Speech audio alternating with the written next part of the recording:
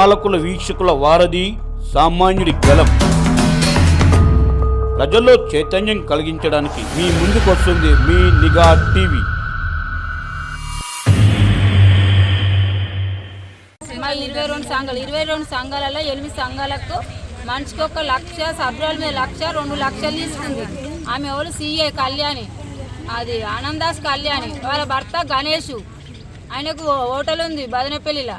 ఆమె తీసుకుంది, పారిపోయింది. ఇప్పుడు వాళ్ళ భర్తకు సంబంధం లేదంటారు, వాళ్ళ తల్లిదండ్రులకు సంబంధం లేదంటారు. ఇప్పుడు కమ్సే కమ్ 15,75,500 అమౌంట్ తీసుకొని పోయింది ఆమె. ఒక్కొక్క సభ్యురాల మీద 1,00,000, 1,50,000, 1,00,000 రూపాయలు, 50,000, 30,000, 75,000 ఇవి అన్ని అమౌంట్. ఈమె పేరు మీద 1,00,000, ఈమె పేరు మీద 1,50,000, ఈమె పేరు మీద 1,50,000, ఈ అమ్మ పేరు మీద 1,50,000, ఈమె పేరు 1,00,000, ఈమె పేరు మీద 1,00,000. అందరు ముంచిపోయింది. పదవి ఉందని మేము నోటి మాట మీద నమ్మినాం. నోటి మాట మీద నమ్మి ఆమె సంతకాలు పెడుతుంది కాబట్టి తీర్మానాలు అన్నీ రాస్తుంది కాబట్టి నమ్మి మోసపోయి వీళ్ళంతా గరీబులు చేసుకుంటే బతికేటోళ్ళు. నా పేరు మీద కూడా 1,00,000. ఆమెను ఎక్కడున్నా తీసుకొచ్చి మా అమౌంట్ మాకు అప్పయ్య. వాళ్ళ భర్త కూడా పట్టించుకోవాలి. వాళ్ళ భర్త ఏమున్నా ఆస్తి ఉండనే ఏదన్నా ఉన్నా మాకు అనవసరం. అది అమ్మ అయినా ఆ ఎస్ఐ సార్తో కూడా మేము మనవి చేస్తాను. ఎస్ఐకైనా కానిస్టేబుల్ ఎవ్వరైనా అందరు కలిసి విలేకరులైనా, మీరు గ్రామ పంచాయతీ సభ్యులైనా, సర్పంచ్లైనా, మాజీ ఉప సర్పంచ్లు ఎవ్వరైనా సరే, కోఆప్షన్ వార్డు మెంబర్లు అందరు మా గురించి కొంచెం పట్టించుకో. మేము ఇంతగానో దండలాడితే ఒక్కళ్ళు కూడా ముంగడికి వస్తారు మా గ్రామ పంచాయతీ ద్వారా కూడా. మాకు అది కూడా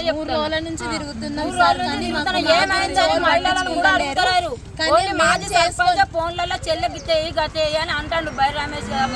ఇంకా ఒకళ్ళు కూడా ముంగడికి వస్తారు. మా పక్క పండు కూడా పోతాను కానీ ఏమైందని అడుగుతారు. మరి ఎందుకని మేము మహిళలను ఓటు ఎత్తలేమా? మేము పొదుపు సంఘాలలో ఉండి రమ్మంటారు మమ్మల్ని.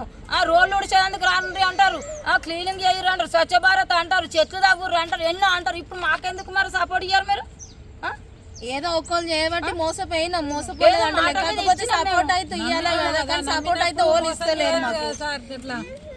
కానీ ఏదో మేము గరీబ్ వాళ్ళము, ఏదో నమ్మి ఆమెకి ఇచ్చినందుకు మొత్తం ముంచింది. ఆమె ముంచినందుకు మరి మేము పెద్దోళ్ళకనే ఆసర కోసం అయితే ఎవరు పట్టించుకుంటలేరు మా కోసం. అందరు మా గురించి జర దయచేసి పట్టించుకోగలరు మా గురించి. ఒక్కొక్క సంఘానికి 22 సభ్యుల మీద తీసుకొని పోయింది ఆమె. 15,75,500, 77,500.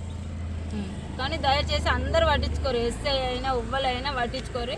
మమ్మల్ని చిన్న విలేజ్ మాది తెలుసా, చేసుకుంటే బతుకులు.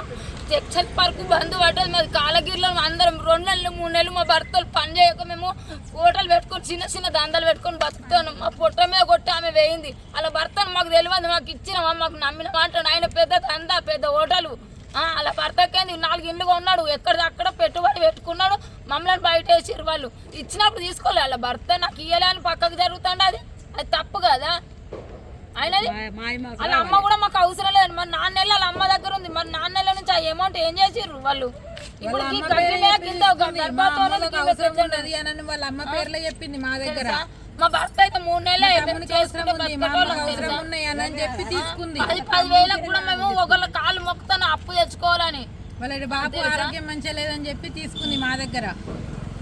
5,00,000, 20,00,000, అందరు 1,00,000 రూపాయలు. ఏంది ఒక్కొక్కరు 1,00,000, 2 లక్షలు. అమ్మ అట్టి డబ్బా దుకాణం పెట్టుకుంటది. అంత మేము తవ్వేటోళ్ళు ఆ పని ఈ పని పోయేటోళ్ళు తెలుసా. 2 లక్షలు అనేది నాకు అమౌంట్ ఇప్పించి ఆమె 1,00,000 ఇస్తుంది కర్రీ అని. నువ్వు ఉంటున్నాను ఒక్కదాన్ని నాకు కట్టాలంటే నాకు కాదు. ఎందుకంటే ఉపాధి పని చేసుకొని నేను కష్టం చేసుకొని బతుకుతున్నా. నాకు ఎవరు లేరు.